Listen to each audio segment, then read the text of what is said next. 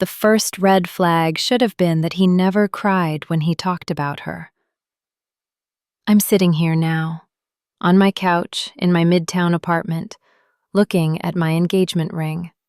A beautiful 2-carat princess-cut diamond that Greg put on my finger 3 months ago. My hands are shaking. Actually shaking. Like I've had too much coffee, except I haven't had any coffee, because my stomach has been churning since yesterday afternoon when Denise showed me that Facebook post. The ring catches the light, sparkles, mocks me. I should take it off. Should have taken it off the second I found out. But part of me, the part that still can't quite believe this is happening, wants to keep wearing it. Keep pretending that the man who proposed to me in Piedmont Park with a sunset and a playlist and tears in his eyes wasn't a complete fraud. Except he was. Is. Whatever the right tense is for a lie that's still unfolding. Heat crawls up my neck. My chest feels tight. I pull at my collar even though I'm wearing a loose t-shirt. This is what a panic attack feels like, I think. Or maybe it's just rage. Or shame. God, so much shame. Because I almost married him. I bought bridal magazines, made a Pinterest board with over 200 pins, venues, dresses, flowers, color schemes. Navy and gold, we'd decided. A spring wedding at the Atlanta Botanical Garden. I'd tasted 3 different wedding cakes, picked a photographer, started a spreadsheet for the guest list. I was building a future on the grave of a woman who isn't actually dead. Worse than that, I was about to become a stepmother to 2 children who think their father abandoned them, who think he's been gone for 3 years, who have no idea he's been sleeping in my bed, eating at my table, planning a future that didn't include them. The thought makes me physically ill. I run to the bathroom and dry heave over the toilet. When I finally catch my breath, I look at myself in the mirror. My locks are pulled back in a messy bun. My eyes are red and swollen from crying. I look like I've aged 5 years in the past 24 hours. How did I not see it? I whisper to my reflection. But I know how. I wanted to believe in second chances. I wanted to believe that love could bloom after loss. I wanted to believe that a man who'd been hurt could still be good and honest and real. I wanted to believe Greg was different from Marcus. Better. Worth the risk. Instead, I got a man whose wife is alive and searching for him on Facebook. A man who emptied their bank account and vanished.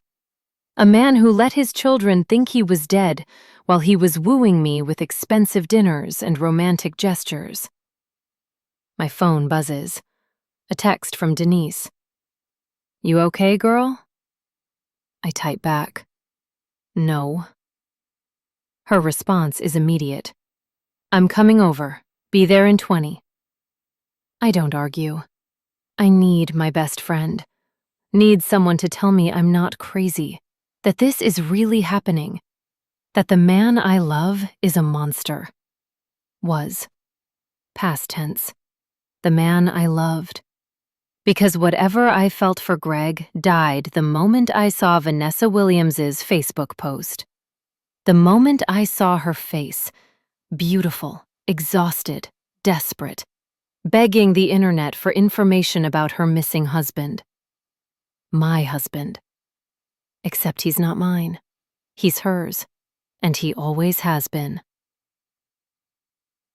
My name is Tamara Jackson, and I'm 43 years old. I live in Atlanta, work as a marketing director for a tech startup called Brightspark, and I've been divorced for 3 years. The divorce from Marcus wasn't dramatic. No cheating, no big blowout fight.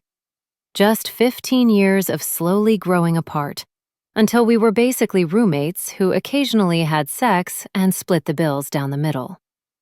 We'd met in college, me at Spelman, him at Morehouse. The classic Atlanta HBCU love story. We dated for 4 years, got engaged my senior year, married at 28 in a beautiful ceremony at Ebenezer Baptist Church. Our mothers cried happy tears. Our friends filled the reception dance floor. People said we were relationship goals. For the first 5 years, we were happy, or happy enough. We bought a house in Cascade Heights with a mortgage that scared us both, built careers, him in corporate finance, me in marketing, hosted Sunday dinners for friends and family, talked vaguely about having kids someday, in that way people do when they're not actually ready. But someday never came. And somewhere along the way, so gradually I almost didn't notice, we stopped really seeing each other. Marcus wanted a wife who'd quit her job once the kids came, who'd focus on family and let him be the provider. It was how his parents had done it, and he couldn't imagine anything different. I wanted a partnership, 2 careers, shared responsibilities, mutual respect. I'd worked too hard to build my career to just walk away from it. We went to counseling. Pastor Johnson at our church, then Dr. Martinez, a licensed therapist in Buckhead. We tried date nights, tried love languages and quality time, and all the other buzzwords from self-help books.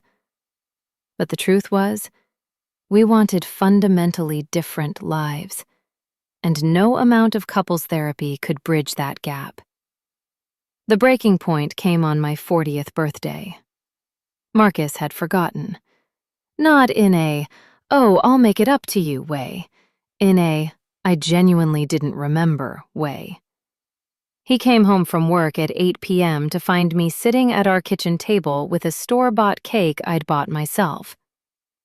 "Oh," he'd said, "is that today?" I looked at him, this man I'd been with for 19 years, and realized we were done. Had been done for a while. 2 weeks later, we sat at that same kitchen table and had the conversation neither of us wanted to have. "I love you," Marcus had said, and I believed him. "But I'm not in love with you anymore, and I don't think you're in love with me either." "No," I'd agreed. "I'm not." We both cried, but they were tears of relief more than grief. The divorce took 6 months to finalize. We had no kids, thank God, so it was just splitting assets. The house went to him. He wanted it, I didn't. I took the condo in Midtown that we'd been renting out. We split our savings account down the middle. He got the BMW, I got the Honda. On the day the divorce was finalized, I went home to my newly mined condo and sat on the floor in the empty living room. All my furniture was still at the house. I had a mattress in the bedroom, a coffee maker in the kitchen, and nothing else. I should have felt sad, devastated, like a failure. Instead, I felt free. The first person I called was Denise. "It's done," I said. "How you feeling?" "Honestly, okay. Like I can finally breathe." "That's good, girl. That's real good." Denise became my lifeline those first few months.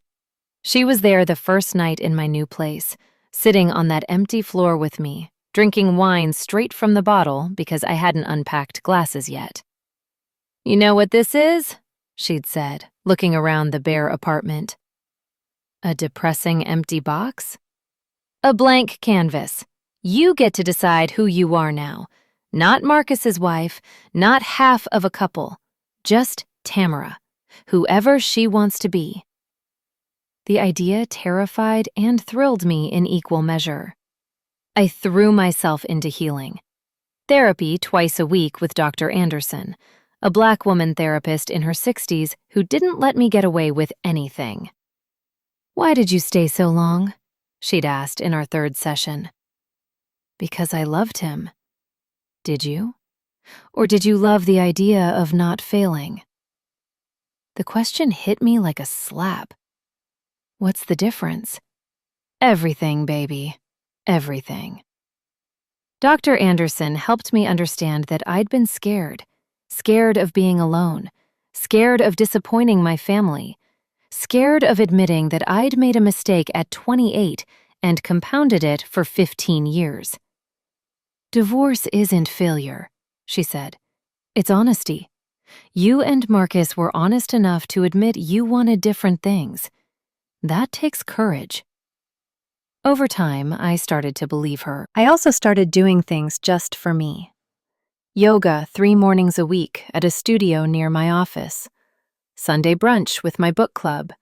8 women I'd known since college, all of us navigating our 40s together.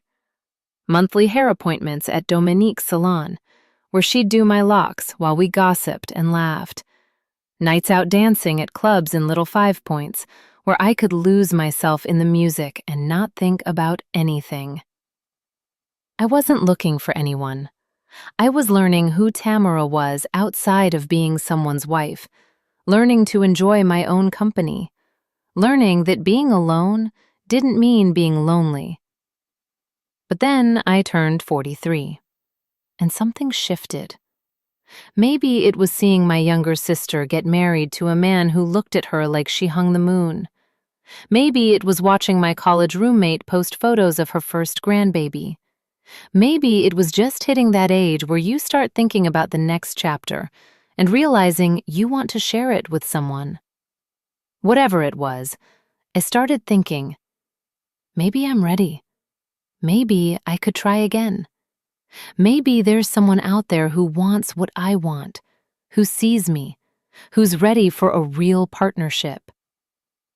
So, on a rainy Tuesday evening in March, sitting on my couch with a glass of wine, I downloaded Hinge.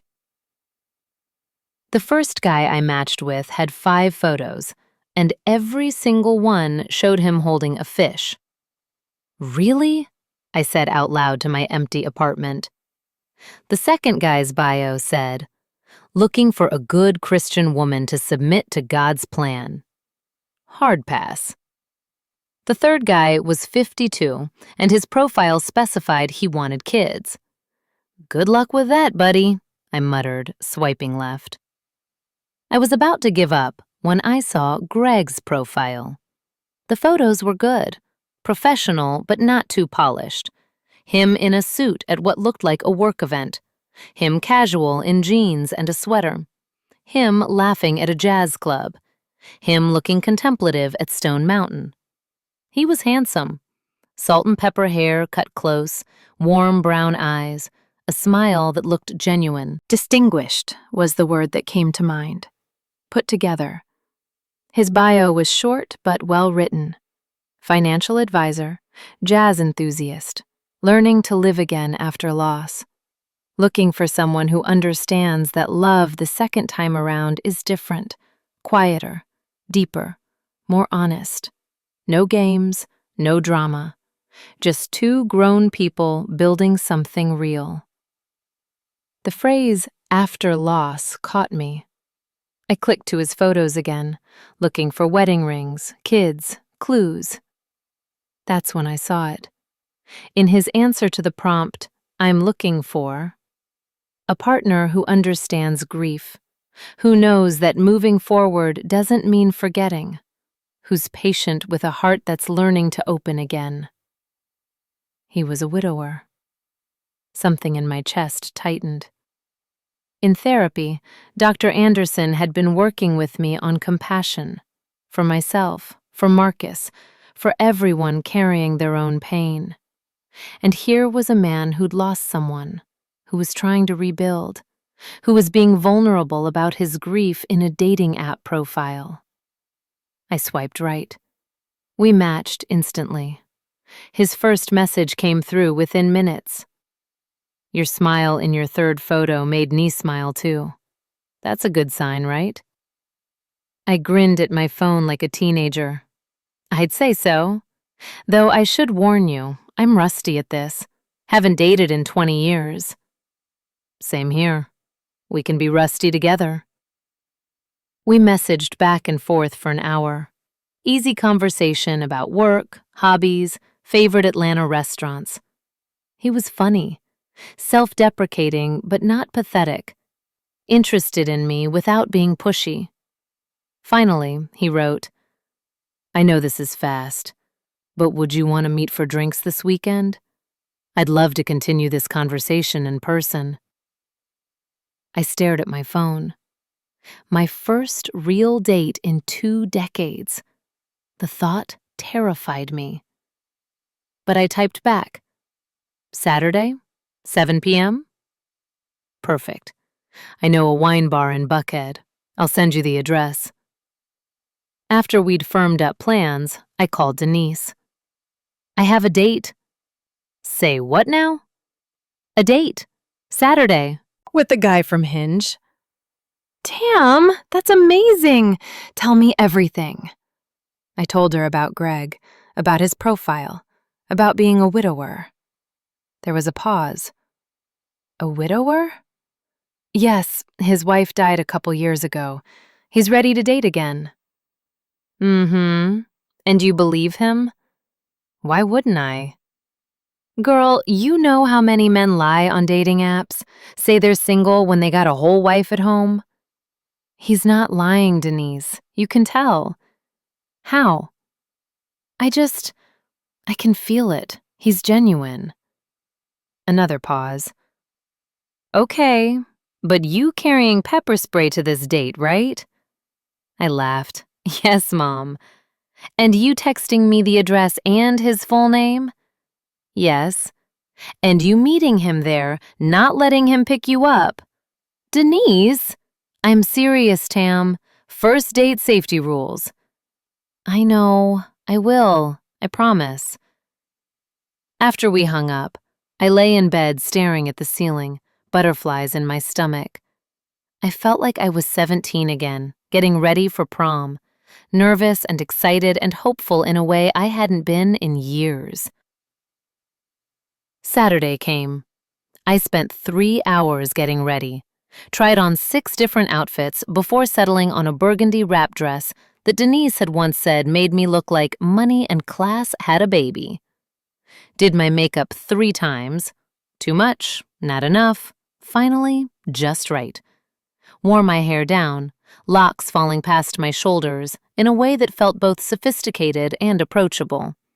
Gold hoops, nude heels, a spritz of my favorite perfume. I looked at myself in the mirror and thought, you got this. The wine bar was called Vinoteca, tucked into a corner of a shopping center in Buckhead.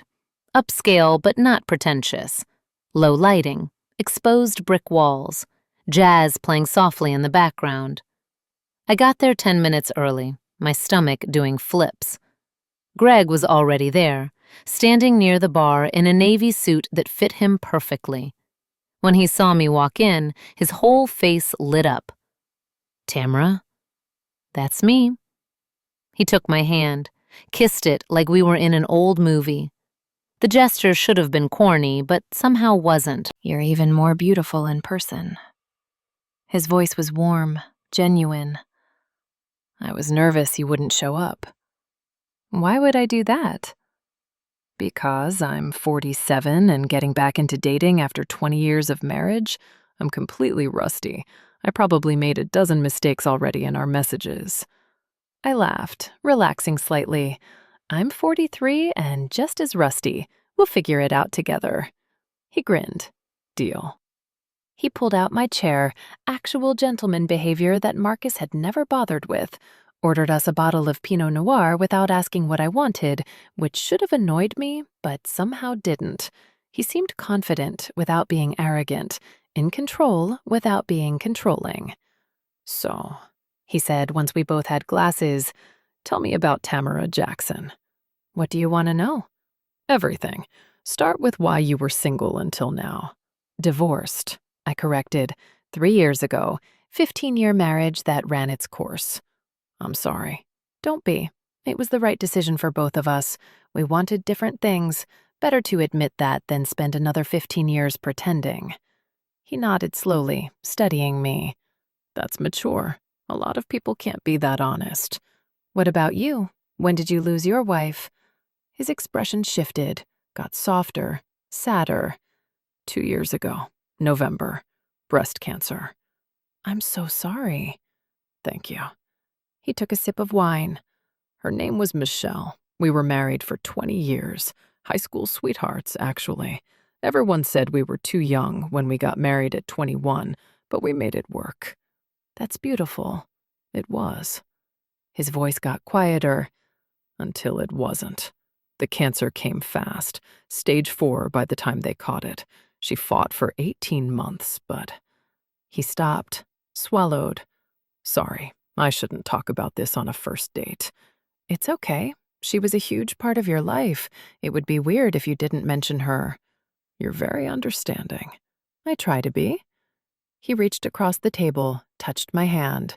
My therapist says Michelle would want me to be happy, would want me to find love again, that moving forward isn't betrayal. Your therapist is right. But it feels like betrayal sometimes, like I'm cheating on her memory by being here with you. Are you? Being here with me? He looked directly into my eyes. No. I want to be here. I want to see if this, he gestured between us, could be something. My heart did a little flip. We talked for 3 more hours about everything and nothing.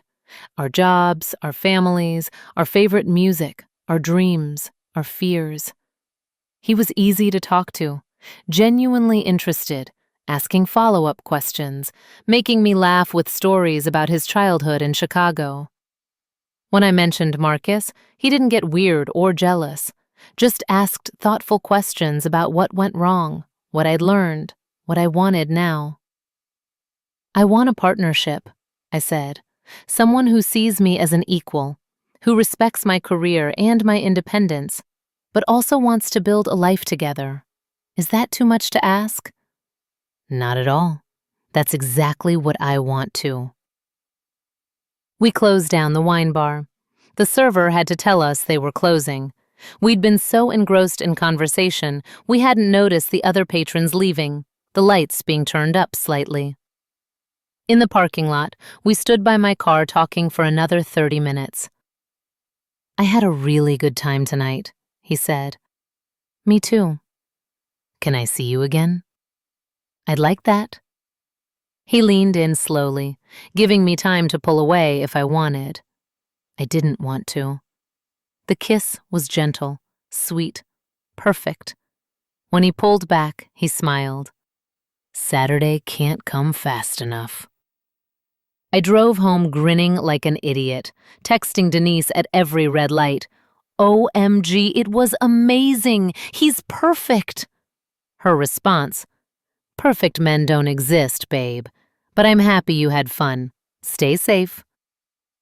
I should have listened to that warning, should have paid attention to the word perfect, because perfect men don't exist, and Greg wasn't perfect. He was a lie. To be continued.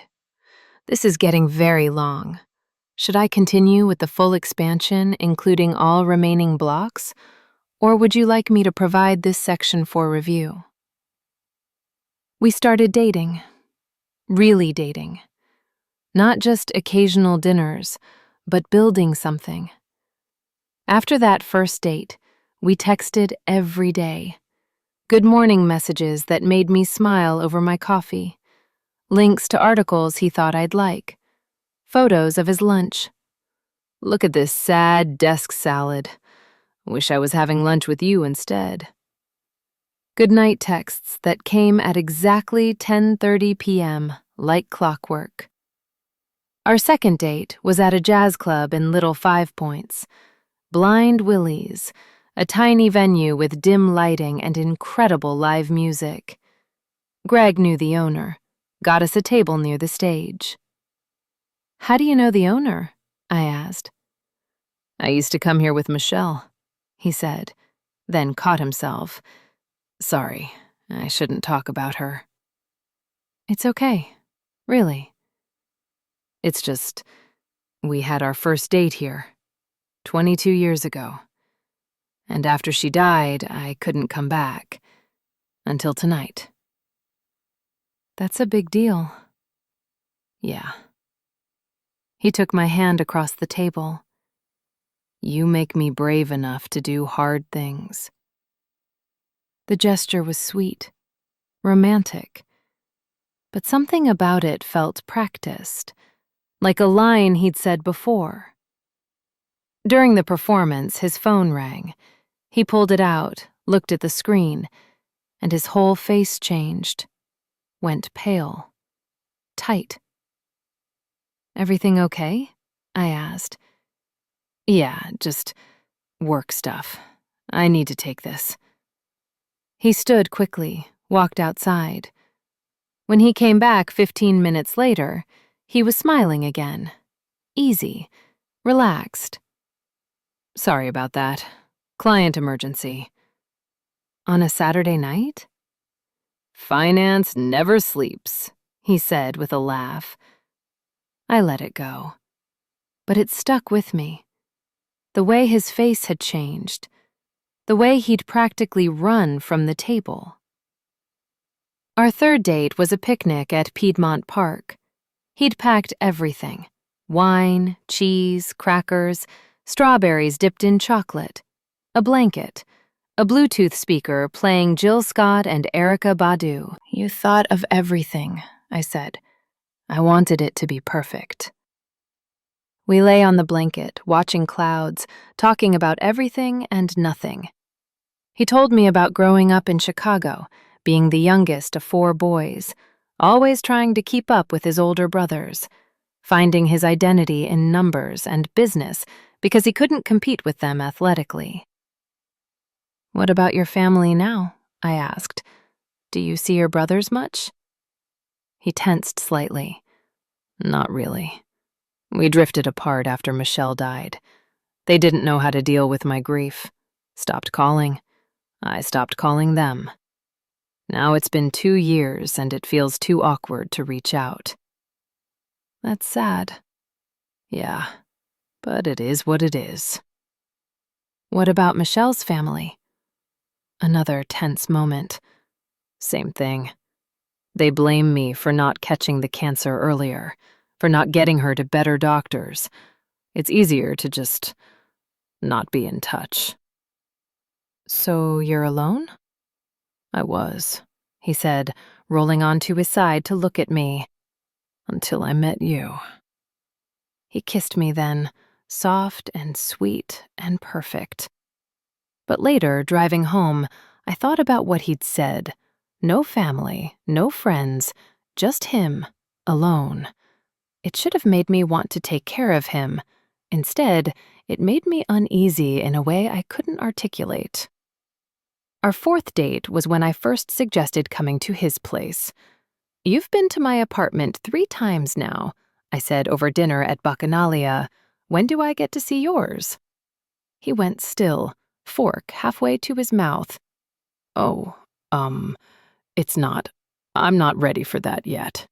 "Why not?" "Michelle's things are still there. Her clothes in the closet, her photos on the walls, her coffee mug in the sink that I can't bring myself to wash.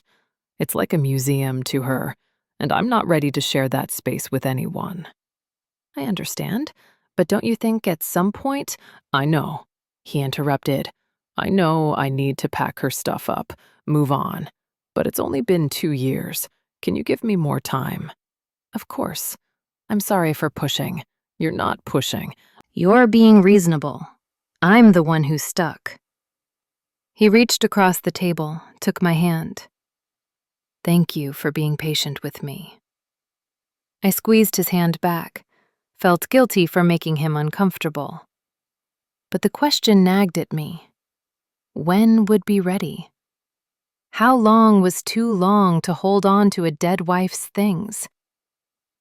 Our 5th date, actually our 2-month anniversary, I suggested he meet Denise.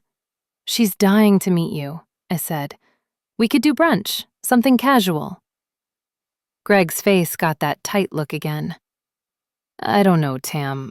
I'm not great in group social situations. Grief makes me anxious around new people." "It's just Denise, and she's my best friend. I'd really like for you two to meet." "Can we wait a little longer? I promise I'll meet her, just not yet." "When?" "I don't know. A few more months, maybe? Let me get more comfortable with us first." I wanted to argue, to say that 2 months was plenty of time, that meeting my best friend shouldn't be some huge traumatic event. But I didn't, because he'd just lost his wife, because he was grieving, because I needed to be understanding. So I said okay, and I didn't bring it up again. But I told Denise about it at our next book club meeting. "He still hasn't met you?" she asked, eyebrows raised. "He's not ready for social situations yet." "Girl, you've been dating for 2 months. At what point does he become ready?" "I don't know, but I'm not going to push him." Denise didn't sound convinced. "Has he introduced you to any of his people? His friends? His family?" "He doesn't really have people right now. They all drifted away after Michelle died." "Convenient." What's that supposed to mean? "It means it's awfully convenient that he has no one in his life who can verify his story. No friends you can meet.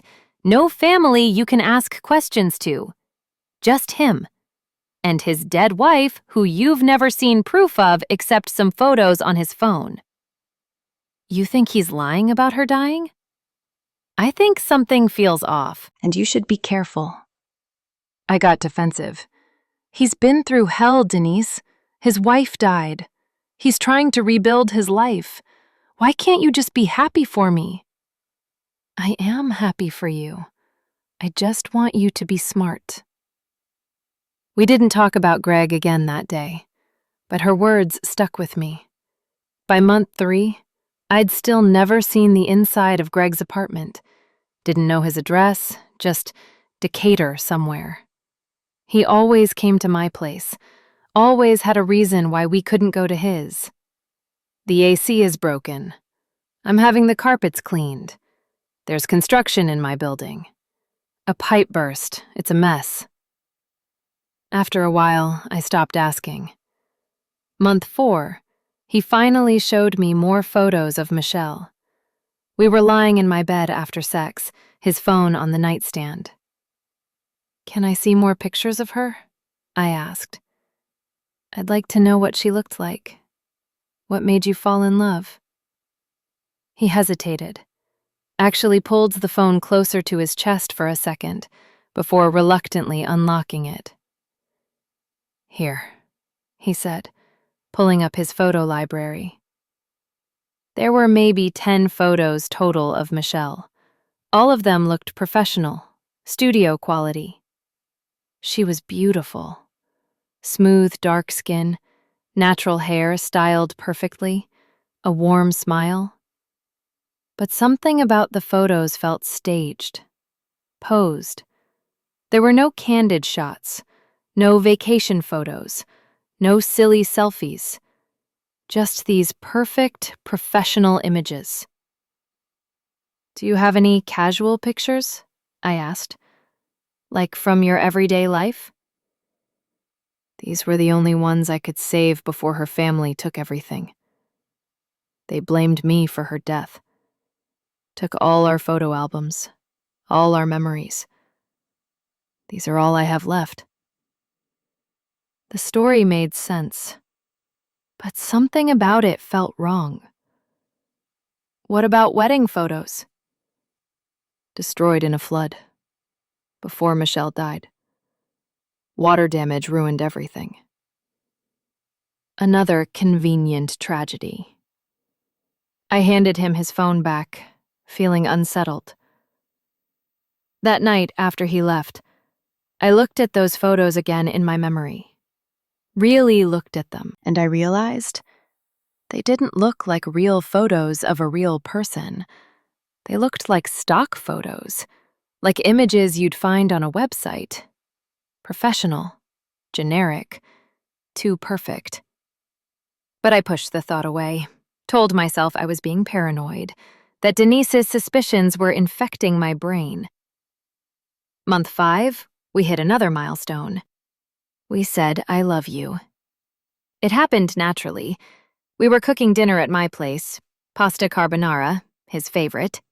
I was stirring the sauce, he was setting the table, and we were laughing about something stupid his client had said that day. And he looked at me across my small kitchen and said, "I love you, Tamara Jackson." My breath caught. What? "I love you. I didn't think I'd ever feel this way again, but I do. I love you." I should have been ecstatic, should have said it back immediately. Instead, I froze, because something about the way he said it felt performative, like he was reading lines in a play. But he was looking at me with those warm eyes, waiting, vulnerable. So I said, "I love you too." And he kissed me. And we made love right there in the kitchen, the pasta burning on the stove. Later, lying in bed, I told myself to stop overthinking, to just be happy, to trust what we had. But in the back of my mind, a voice whispered, "Something is wrong. Something is very wrong." I just didn't know what yet. 6 months into our relationship, on a perfect October Saturday, Greg proposed. He'd texted me that morning. "Dress nice. I'm taking you somewhere special. Wear comfortable shoes." I tried on 6 different outfits before settling on a white sundress. Simple, elegant, flowy. Did my hair in loose waves that took an hour with the curling iron. Gold jewelry, nude wedge sandals because he'd said comfortable. Greg picked me up at noon in his silver BMW. He wouldn't tell me where we were going, just smiled mysteriously and held my hand while he drove. Piedmont Park. Of course. Our spot. He pulled into the parking lot, grabbed a basket from the trunk. "A picnic?" I asked. "The best picnic you've ever had," he promised. He'd thought of everything. A thick blanket already laid out under the oak trees. He must have come early to set it up. Wine chilled in an actual cooler with ice. Cheese and crackers and strawberries and dark chocolate. A Bluetooth speaker already playing my favorite neo-soul playlist. Jill Scott, Erykah Badu, Ledisi, India Ari. "You remembered my favorite artists," I said, touched. "I remember everything about you." We ate and drank and talked. The October weather was perfect. Warm, but not hot.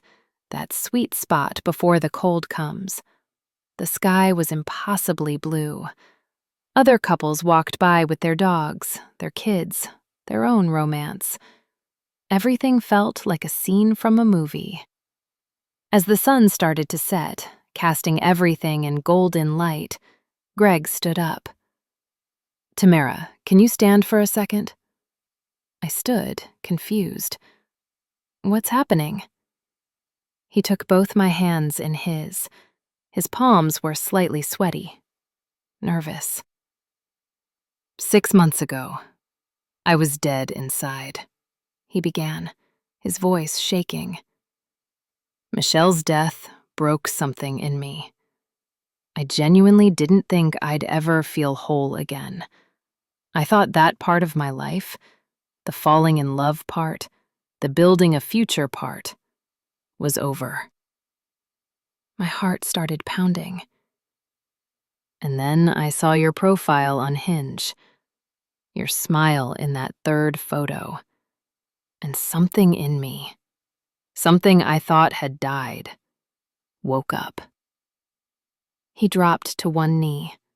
I gasped, covered my mouth with my hands. Tamara Jackson, you're brilliant. You're beautiful inside and out. You're funny and kind and patient with my mess. You make me want to be better. You make me believe in second chances. You make me believe that life after loss is possible. People around us stopped walking, pulled out their phones, started recording. I know it's only been 6 months. I know that's fast. But when you've already lost time, when you've already seen how short life can be, you don't want to waste what you have. You don't want to wait. He pulled out a ring box, opened it. The diamond caught the sunset light. 2 carats, princess cut, set in white gold. Exactly what I would have chosen. Will you marry me? My mind was spinning. 6 months. That's so fast. Too fast. But he'd lost his wife. He knew life was short. And I loved him. I did. I loved the way he made me feel seen, the way he listened, the way he made me laugh, the way he looked at me like I was precious. Dr. Anderson's voice echoed in my head from a session months ago. What are you afraid of, Tamara? Being alone, I'd admitted. No. What are you really afraid of? Missing my chance. Being alone while everyone else has someone. And here was someone who wanted me, who was literally on his knee in front of strangers asking me to be his wife. How could I say no? Yes, I said, crying. Yes, I'll marry you. He slid the ring onto my finger, stood up, kissed me as people around us clapped and cheered and whistled. The ring was heavy, beautiful, perfect. And for just a second, just one brief, terrifying second, I felt a wave of panic instead of joy. This is too fast. You barely know him. Something is wrong. But I pushed it down, smiled through my tears, let him spin me around while strangers congratulated us. We took selfies, posted them on Facebook and Instagram. My phone exploded with notifications. My mother called within minutes, crying, "My baby's getting married!" My sister, "OMG, congrats! Let me plan the bridal shower!" And then Denise called. I answered, breathless. "I'm engaged." Silence. "Denise? Did you hear me? I'm engaged." "I heard you." Her voice was flat. "Why don't you sound excited?" "Tam, can we talk? In person?" "What?" "No, I'm with Greg. We're celebrating. Tomorrow, then. Lunch. Please?" Something in her tone made me pause. "What's wrong?" "Nothing. I need to talk to you. About Greg." My stomach dropped. "What about him?" "Not over the phone. Tomorrow, noon. Our usual spot." She hung up. Greg was watching me, concern on his face. "Everything okay?" "Yeah. Denise is just being Denise." "She's not happy for you?" "She's cautious, overprotective." He pulled me close. "I get it. You're her best friend. She wants to make sure I'm good enough for you." "You are good enough." "I know. And I'll prove it to her. To everyone." He kissed my forehead. I promise you, Tamara, I'm going to spend the rest of my life making you happy. I wanted to believe him, tried to believe him. But something nagged at me for the rest of the evening. Something about Denise's tone. Something about the way Greg had said, the rest of my life, with just a little too much emphasis. That night, after Greg left, I sat on my couch looking at the ring. It was beautiful. Exactly what I'd always wanted. So why did I feel sick? I met Denise at Thumbs Up Diner the next day at noon, our usual spot for heavy conversations. We'd been coming here since college. She was already there, a cup of coffee in front of her, face serious. "Hey," I said, sliding into the booth. "Hey." She looked at my hand, at the ring. Her expression didn't change. "You're not going to say congratulations?" "Tam, I need you to listen to me. Really listen. Can you do that?" "You're scaring me." "Good. You should be scared." She pulled out her phone. "Last night, after you posted those engagement photos, I couldn't sleep. Something about Greg has bothered me from day one. So I did something." "What?" "I Googled him." I laughed nervously. "I already did that. Nothing came up. He's just private." "Right. Nothing came up. No LinkedIn, no company website, no mentions in any business articles. For a financial advisor in Atlanta? That's weird." "He's not into social media, so I tried Facebook. Found a few Gregory Williamses. None that matched. Then I tried Instagram, Twitter. Nothing. So? So then I remembered you said he showed you photos of his wife, Michelle, right?" "Yeah, what about it?" "I asked you to send me one of the engagement photos, the one where you're both clearly visible." I had sent it. To everyone. Posted it everywhere. "Okay."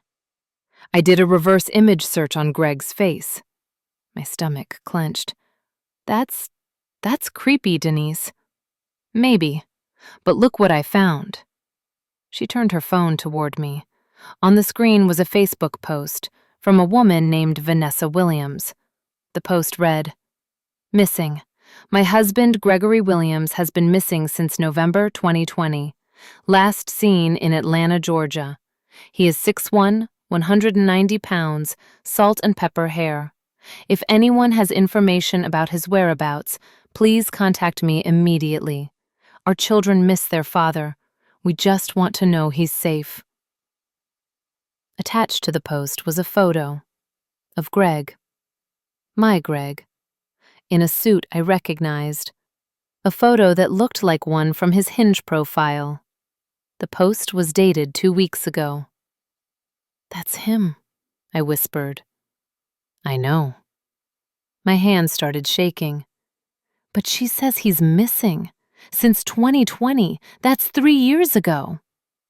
3 years, Denise repeated.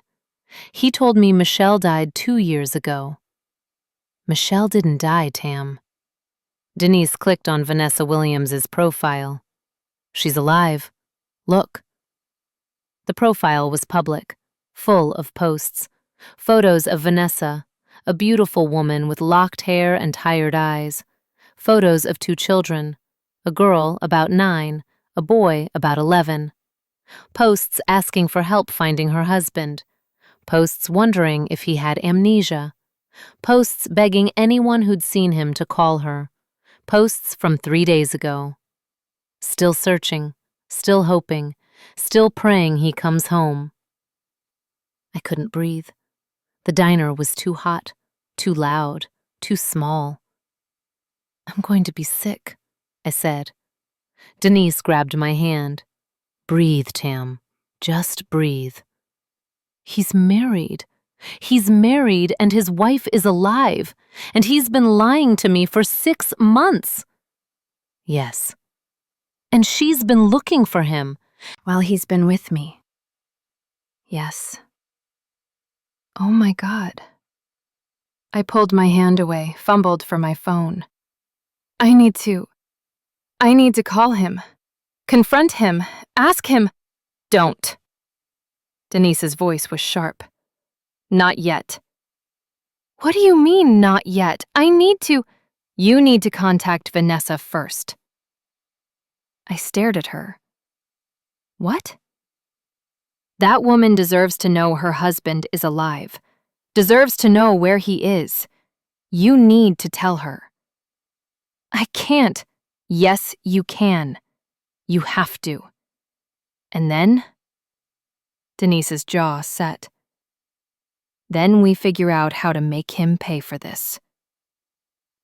I looked at the ring on my finger. The beautiful, expensive ring. And I wanted to throw up. I sat in my car in the diner parking lot for an hour, staring at Vanessa Williams's Facebook profile. She posted almost daily. Updates about her search. Photos of her kids, Kayla and Marcus Jr., MJ. Pictures from their school events, their birthday parties, their everyday lives. A life Greg had walked away from. My finger hovered over the message button. What do you even say? Hi, I've been dating your husband for 6 months. He told me you were dead. Surprise, you're not. Finally, I typed, Hi, Vanessa. You don't know me, but I have information about your husband, Gregory. Can we talk? I hit send before I could overthink it. She responded within 3 minutes. Please, yes. Do you know where he is? Is he okay? My hands were shaking so badly I could barely type. He's alive. He's in Atlanta. And I've been dating him for 6 months. He told me you died of cancer 2 years ago. The typing bubbles appeared, disappeared, appeared again. Finally, what? I sent her one of our engagement photos, the one from yesterday. Greg on one knee, me crying, the sunset behind us. Perfect and fake. The response took longer this time. When it came, it was just, Can I call you? I typed my number. 30 seconds later, my phone rang. Hello? Is this real? Her voice was shaking. Raw. Is my husband really alive and engaged to someone else? I'm so sorry. I had no idea. He told you I was dead. She laughed, but it sounded broken. He told you I died of cancer. Yes, breast cancer, 2 years ago. I'm so sorry, Vanessa. I would never have. I didn't know. I know you didn't. She was crying now, full sobs. For 3 years, I thought he was dead, or had amnesia, or been kidnapped. I filed police reports. I hired a private investigator. I posted on every missing persons website I could find. And he's been in Atlanta this whole time? Living his life? Dating? I'm so sorry. Stop apologizing. This isn't your fault. She took a shaky breath. Tell me everything. How did you meet him? What did he tell you? So I told her. About Hinge.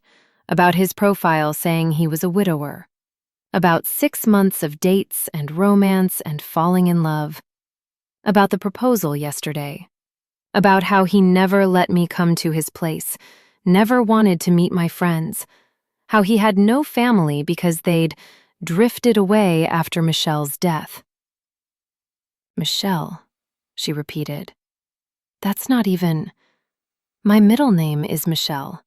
Vanessa Michelle Williams, but everyone calls me Vanessa. He used my middle name? Yes. That's... She laughed again, that broken sound. That's so calculated. So he could keep his story straight, use a real name if someone asked questions. Vanessa, I need to ask, what happened 3 years ago? Why did he leave? She was quiet for a long moment. When she spoke, her voice was distant, tired. I don't know. That's the worst part. I genuinely don't know. Everything seemed fine. We'd been married 15 years. Had our struggles like any couple. Money was tight.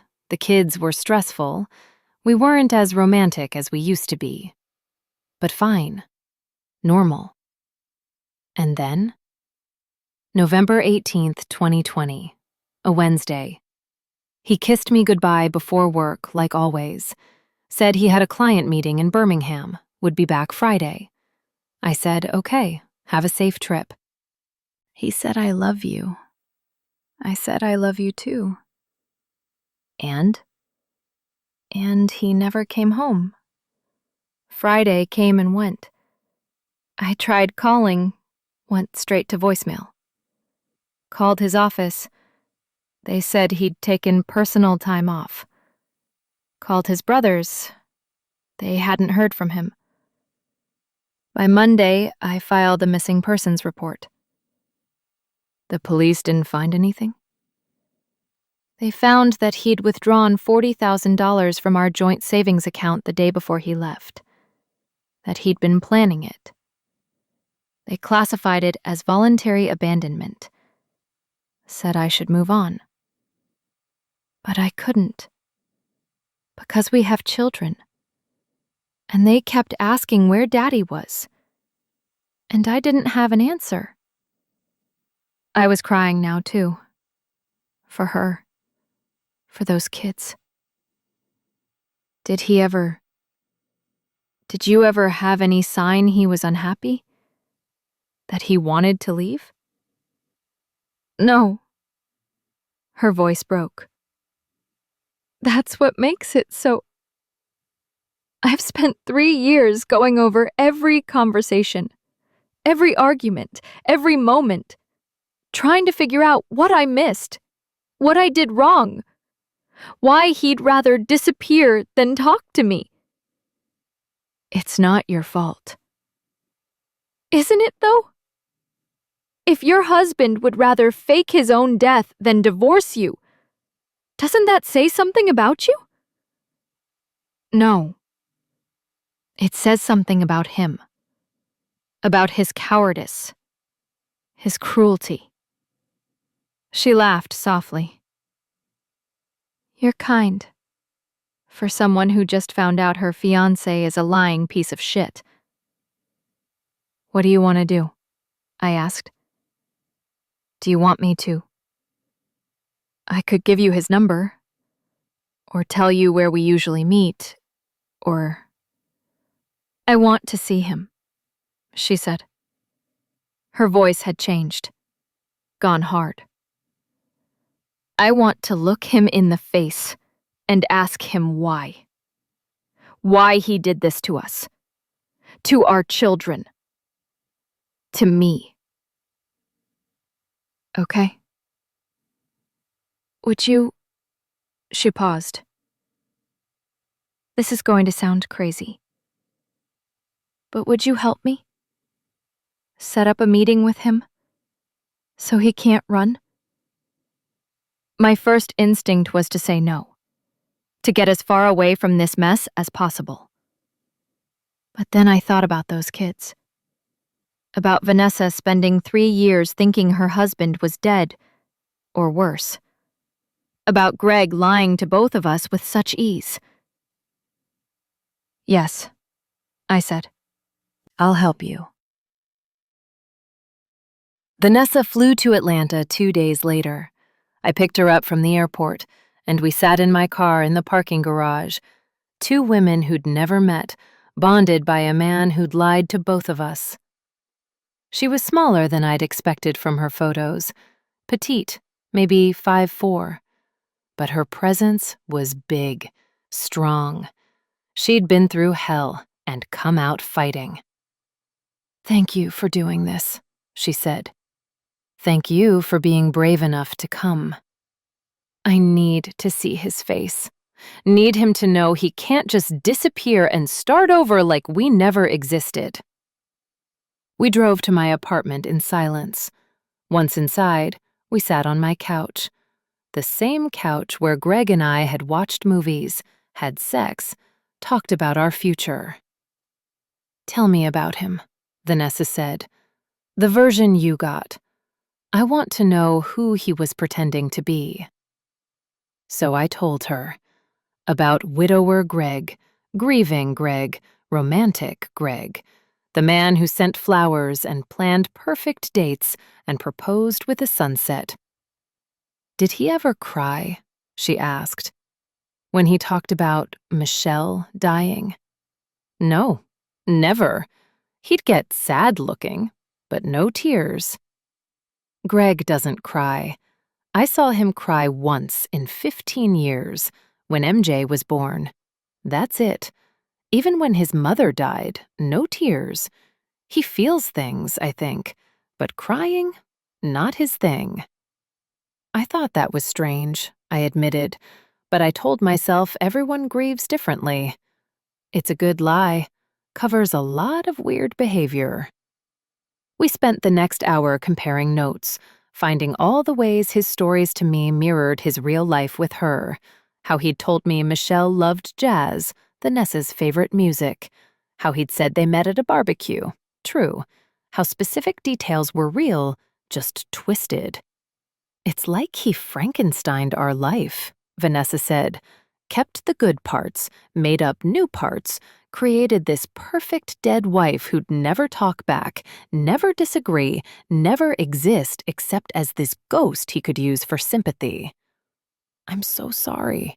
"Stop apologizing. You're as much a victim as I am." "But I should have known, should have seen the signs." "Why? Because you're psychic? Because you assumed the man you were dating wasn't a sociopath?" She shook her head. "Men like Greg are good at lying. That's why they get away with it." My phone buzzed. A text from Greg. "Missing you. Dinner tomorrow?" I showed Vanessa. "Tomorrow?" "Tomorrow," she agreed. "Tell him yes. Tell him to come here, 7 p.m. I texted back. "Yes, my place, 7 p.m. I'll cook." His response, "Perfect. Can't wait. Love you." Vanessa read it over my shoulder and laughed bitterly. "He told me he loved me too. The morning he left. Kissed me goodbye and said I love you. Then emptied our bank account and disappeared." "How do you not hate me?" I asked. "I'm the other woman. I'm the reason—" "You're not the reason for anything. He made his choices. He could have divorced me, could have been honest, could have been a man. Instead, he ran and found you and lied to you too. We're both victims here." But I didn't feel like a victim. I felt like an idiot, like someone who should have known better. Vanessa stayed in a hotel that night. She refused to sleep in my apartment where Greg had spent so much time. But she came back the next day at 5 p.m. to help me prepare. We were like two generals planning a battle. Vanessa would hide in my bedroom. I'd let Greg in, act normal. And then, at the right moment, she'd come out. "What if he runs?" I asked. "He won't. He's too arrogant. He thinks he's smarter than everyone else. That's how he got away with this for 3 years. At 6:45 p.m., Vanessa went into my bedroom and closed the door. At 6:58 p.m., my doorbell rang. I took a deep breath, looked at myself in the mirror. This was it. The moment everything exploded. I opened the door. Greg stood there with flowers, white roses, my favorite, and wine, smiling like he had every right to be there. "Hey, beautiful." "Hey." I kissed his cheek, tasting ash and betrayal. He came in, put the wine in the kitchen, wrapped his arms around me from behind. I've been thinking about you all day. Have you? Of course. I'm marrying the most amazing woman in the world. How could I think about anything else? I felt sick, wanted to pull away, slap him, scream at him. But I didn't. I smiled, led him to the couch. "I need to tell you something," I said. His expression shifted, concerned. "What's wrong?" "Nothing's wrong. I have a surprise for you, from my past, someone I wanted you to meet." "Who?" I stood, walked to the bedroom, knocked once. The door opened. Vanessa stepped out, and I watched Greg's face go from confused to shocked to absolutely white with terror. "Hi, baby," Vanessa said, her voice steady despite the tears already streaming down her face. "Miss me?" Greg stood up so fast he knocked over the wine glass on the coffee table. Red wine spread across my white rug like blood. "Vanessa." His voice came out strangled, not his smooth, confident tone, something raw and panicked. "Where have you been?" she asked. Her voice was shaking but strong. "Our children have been asking about you for 3 years. This isn't what?" I stepped forward. "Isn't what you told me? That your wife died of cancer?" He looked between us, trapped, calculating. I could see his brain working, trying to find an angle, a lie, a way out. "Okay," he finally said, hands up. "Okay, I know how this looks." "How it looks?" Vanessa's voice rose. "You abandoned your family. You let your children think you were dead. You made me file missing persons reports. You made me think something terrible had happened to you." "Vanessa, please, please what? Please forgive you? Please understand?" She was shaking now, fury and grief warring on her face. "I spent a year sleeping in your shirts because they still smelled like you. I kept your toothbrush in the bathroom for 6 months because I couldn't accept you weren't coming home. Our daughter has nightmares about you being kidnapped. Our son stopped talking for 3 months." 3 months. I didn't mean. What didn't you mean? To leave? To steal our savings? To start a whole new life with someone else? She gestured at me. "Did you mean to propose to her while you're still married to me?" He went even paler. "How did you?" "Facebook, you idiot. Your fiancé's friend did a reverse image search, found me, found the posts I've been making for 3 years begging for information about my missing husband." Greg turned to me, something desperate in his eyes. "Tamara, let me explain." "Explain what?" My voice was cold, harder than I'd ever heard it. "That you're a liar? That you used your real wife's middle name as your fake dead wife's name? That you've been living in my apartment, sleeping in my bed, planning a wedding with me while your actual children think their father is dead?" "It's not that simple." "Then make it simple," Vanessa demanded. "Tell us why. Why you left. Why you couldn't just get divorced like a normal person." "Because..." He stopped, sat down heavily, put his head in his hands. "Because I was drowning." "We were all drowning," Vanessa shouted. 2020 was hard for everyone, but you don't just abandon your family. You don't understand. The pressure, the expectations, being a husband, a father, a provider. I I needed out. So get a divorce, I said. Go to therapy. Take a weekend trip. You don't fake your own death. I didn't fake my death. I just left. You let us think you were dead, Vanessa said. You let your children believe their father was gone forever. What kind of man does that? A coward, I answered. A cruel, selfish coward. Greg looked up at me, and for just a second, I saw something like remorse. Then it was gone, replaced by defensiveness. You don't know what it was like, he said to Vanessa, living with you. Nothing I did was ever good enough. You were always nagging, always complaining, always wanting more. I wanted you to help with our children, to be present, to be a partner. I worked 60 hours a week to provide for this family. And I worked 40 hours a week and did all the childcare and all the housework and all the emotional labor. Vanessa's hands were in fists. You want sympathy for being a provider? Try being a provider and a mother and the only parent who actually showed up. This is exactly what I'm talking about. This is why I left. I couldn't do anything right. So you started over with her? Vanessa pointed at me. Thought you'd just get a do-over? A second chance with someone who didn't know the real you? He didn't answer. Did you ever love me? Vanessa's voice broke. Even in the beginning? Yes. He said it quietly.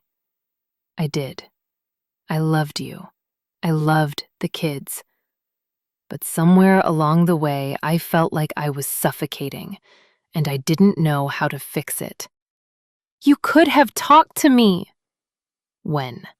When you were working? When you were exhausted from dealing with the kids? When was I supposed to say, hey, I'm not happy, without sounding like a selfish asshole? You are a selfish asshole! Vanessa screamed. You chose the easy way out. You ran. You let our children suffer because you couldn't have an uncomfortable conversation. I walked to the door, put my hand on the knob. I'm calling the police. Wait. Greg stood up. Tamara, please. My name doesn't belong in your mouth anymore. I pulled out my phone, started dialing. I love you. You don't love me. You don't love Vanessa. You don't even love yourself. You're just a coward who uses people. I made mistakes. Mistakes? Vanessa's laugh was harsh. You committed fraud. You opened credit cards in my name after you left, racked up $30,000 in debt, and left me to deal with it. I needed money. You stole from me, after abandoning me, after leaving your children.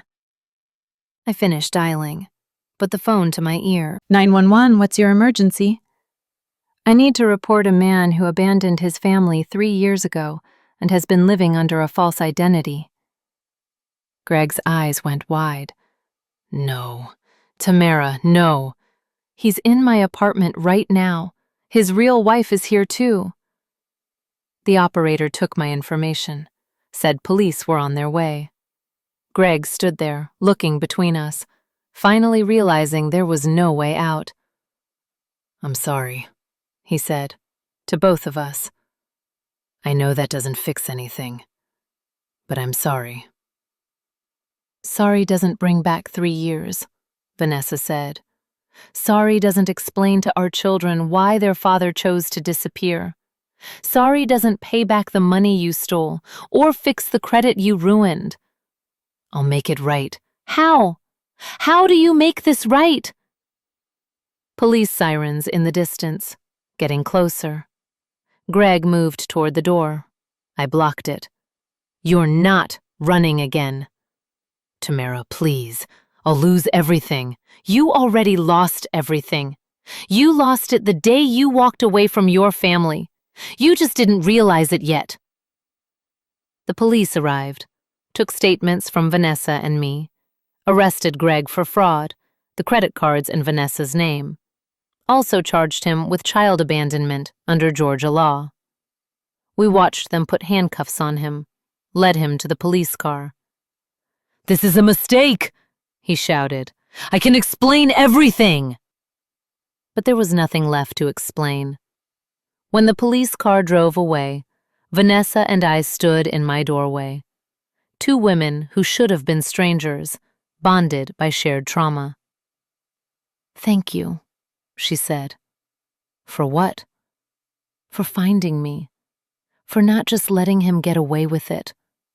I should have seen the signs sooner. We both should have, but we didn't, and that's okay. We know now, and he's going to pay for what he did." We hugged. Two women who'd loved the same man, who'd both been lied to, who'd both survived. "What happens now?" I asked. "I call my lawyer, file for divorce, tell my kids the truth." Her voice shook. "God, how do I tell them?" Gently, honestly, with help. Yeah, she wiped her eyes. What about you? I looked at my apartment. The wine stain on the rug, the flowers he'd brought, the ring on my finger that I still hadn't taken off. "I survive," I said. "Same as you." That was a year ago.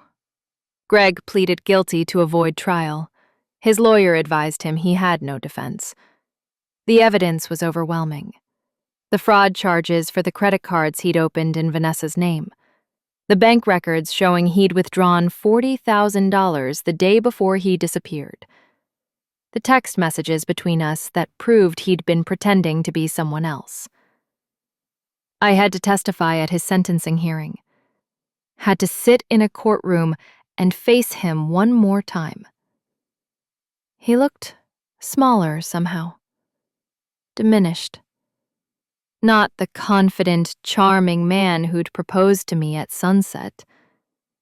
Just a middle-aged man in an ill-fitting suit who'd made terrible choices and run out of places to run.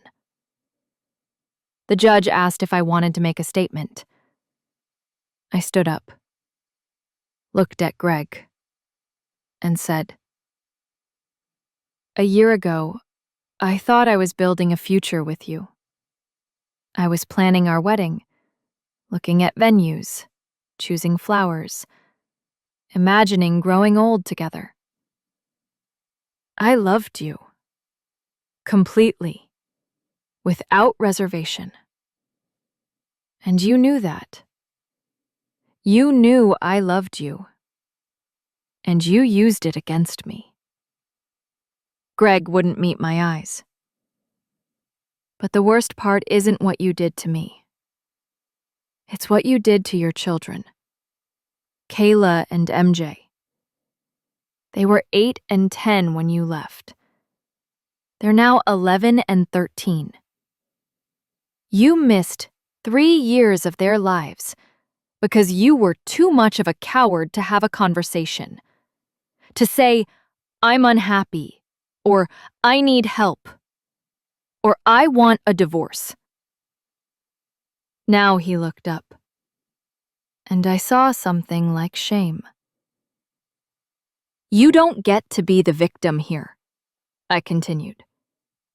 "You don't get to say, 'Life was hard,' or 'I was overwhelmed.' Everyone's life is hard. Everyone gets overwhelmed. But you made a choice. You chose to lie, to steal, to destroy the people who loved you rather than be honest with them." My voice shook. I took a breath. "I hope prison gives you time to think about what you did. To all of us. And I hope when you get out, you spend the rest of your life trying to make it right." I sat down. My hands were trembling. Vanessa went next. Her statement was longer, angrier, more devastating. She talked about explaining to her children that their father had chosen to leave, about MJ's nightmares, about Kayla's trust issues, about the $30,000 in credit card debt she was still paying off, about the 3 years she'd spent thinking her husband might be dead, might be hurt, might need her. "He wasn't dead," she said, her voice hard. "He was fine. He was dating. He was proposing to other women. He was living in a nice apartment in Midtown, eating at nice restaurants, while I was working 2 jobs to keep our house, while our kids were crying themselves to sleep, while I was drowning in debt and fear and grief." The judge listened, took notes, asked questions.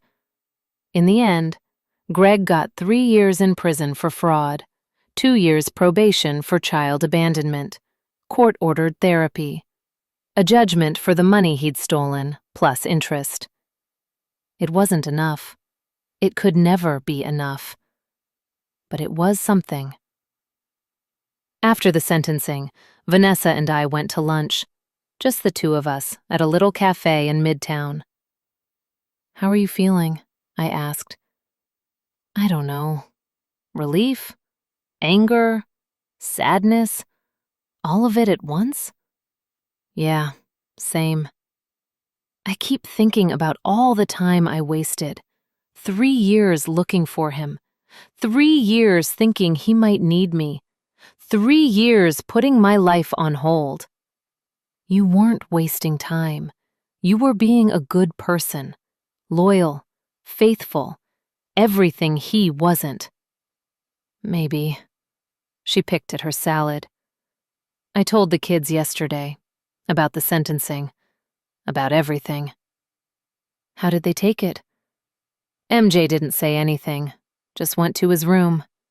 Kayla cried. Asked why Daddy didn't love us anymore." "God, Vanessa."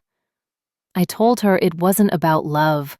That Daddy was sick in his head, made bad choices, that it wasn't their fault. It wasn't my fault." But I don't think she believes me. "She will, eventually, with therapy and time." "You think?" "I know. Kids are resilient, and they have you. That's everything." We finished lunch, hugged goodbye in the parking lot.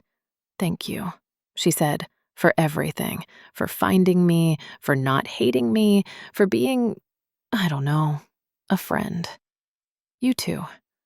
I watched her drive away, this woman I'd never have met if not for Greg's lies, this woman who'd become something like family through shared trauma. And I went home to my empty apartment and cried. For the first time in months, I really cried, let myself feel all of it, the anger, the shame, the grief, the betrayal. Dr. Anderson said that was progress, that I'd been holding it in too long, that crying was healing. I wasn't sure I believed her. But I kept going to therapy anyway. Vanessa divorced him while he was in prison, got full custody of Kayla and MJ, not that there was any contest. Greg didn't even fight it, probably because his lawyer told him he had no chance. She's rebuilding her life in Jacksonville now, focusing on her children and her career as a dental hygienist. She got promoted to office manager last month, posted about it on Facebook. I sent her a congratulations text. She sent back a heart emoji and, "Couldn't have done it without you, girl." We text sometimes. Not every day, not even every week, but regularly. Share articles about narcissists and gaslighting and red flags. Send memes about terrible men and resilient women. Check in during holidays and hard moments. 3 years since he left. She texted on the anniversary, and I'm finally okay. "You're more than okay," I wrote back. "You're thriving. So are you, babe. So are you." And slowly, I started to believe it. I threw myself back into my life, got a promotion at work, senior marketing director with a team of 12 people reporting to me, started doing yoga teacher training on weekends, joined a new book club, took a solo trip to Jamaica, and didn't think about men or dating or relationships once. I learned who Tamara was outside of being someone's wife, someone's girlfriend, someone's say. Just Tamara, whole and complete on my own. 6 months ago, Denise convinced me to try dating again. You can't let one bad man ruin you for all men, she said. One? Try two, Marcus and Greg. Okay, two bad men, but there are good ones out there, I promise. How do you know? Because I married one, and you will too, when you're ready. So I rejoined Hinge, approached it differently this time, more carefully, more skeptically, more willing to trust my gut. Last week, I matched with a guy who said in his profile that he was a widower. James, 45, from Decatur. Nice photos. Him at a Falcons game, him with what looked like adult children, him hiking somewhere beautiful. His bio: lost my wife to a car accident 3 years ago, ready to love again, looking for someone kind, honest, and ready for something real. My first instinct was to swipe left immediately, to never trust that word, widower, again. But then I thought, not every man is Greg. Some people really do lose their partners, really are learning to love again, really are who they say they are. So I did what I should have done a year ago, what I'll do for every match from now on. I reverse image searched his photos, all original, no stock photos, no red flags. I Googled James Peterson, Decatur, Georgia, found his LinkedIn, his company website. He really was a CPA like his profile said. I looked him up on Facebook, found his profile. It was private, but his profile picture showed him with 2 young adult women. His About section was visible. Father of 2 amazing daughters, husband to the late Sarah Peterson. I clicked on Sarah Peterson's profile. It was memorialized. Photos of a beautiful woman with a warm smile. Posts from friends and family saying they missed her. An obituary from 3 years ago. Sarah Peterson, 42, died in a car accident on I-85. She is survived by her husband James and daughters Alyssa and Zoe. It was real. He was real. His wife really was dead. But I still didn't swipe right. Because I realized I'm not ready. Not for him. Maybe not for anyone. I need more time to heal, to trust, to believe that love is possible without lies. So I unmatched him. Not because he was lying, but because I wasn't ready for his truth. And that's okay. I'm still on Hinge, still looking, still hopeful. But now I know I don't need someone to complete me. I don't need to be rescued from being alone. I don't need love so badly that I'll ignore red flags or rush into relationships or compromise my boundaries. I'm good on my own, whole on my own, happy on my own. Dr. Anderson says that's the healthiest mindset I could have. You're not looking for someone to save you, she said in our last session. You're looking for someone to share your already complete life with. That's the difference between desperation and readiness. When will I be ready? When you stop asking that question. I'm not there yet, but I'm getting closer.